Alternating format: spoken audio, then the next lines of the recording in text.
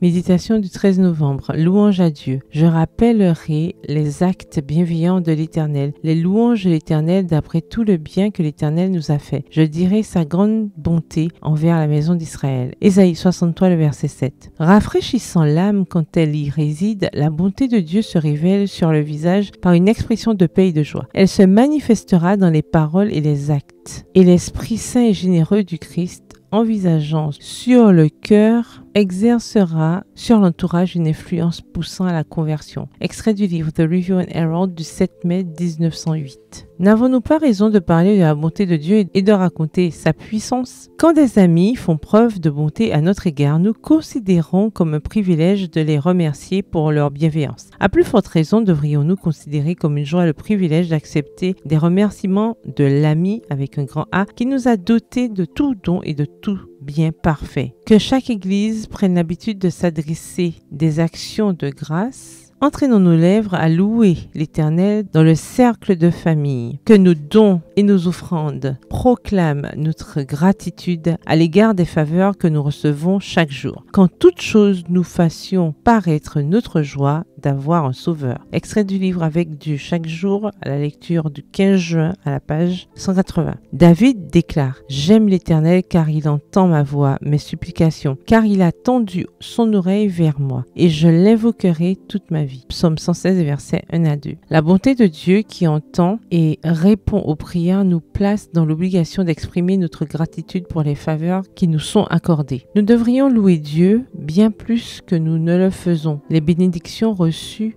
en réponse aux prières doivent être rapidement reconnues. Nous attristons l'Esprit du Christ par nos plaintes, nos murmures et nos lamentations. Nous ne devons pas déshonorer Dieu par le triste récit d'épreuves qui semblent douloureuses. Toutes les épreuves reçues en tant qu'éducateurs produiront de la joie. Toute la vie religieuse sera édifiante, ennoblissante, parfum de bonnes paroles et de bonnes œuvres. Extrait du magazine The Review and Herald du 7 mai 1908. La présence de Dieu règne dans vos âmes. Alors vous aurez des forces pour surmonter la souffrance et vous vous réjouirez de ce que vous possédez, la grâce de souffrir patiemment. Louez l'Éternel, parlez de sa bonté, proclamez sa puissance, embaumez l'atmosphère qui entoure votre âme. Louez avec votre voix, avec votre corps, avec votre âme, celui qui fait rayonner votre visage, votre Sauveur et votre Dieu. Extrait du livre Avec Dieu chaque jour, la lecture du 19 juin à la page 184. Bonne soirée, que l'Éternel vous bénisse.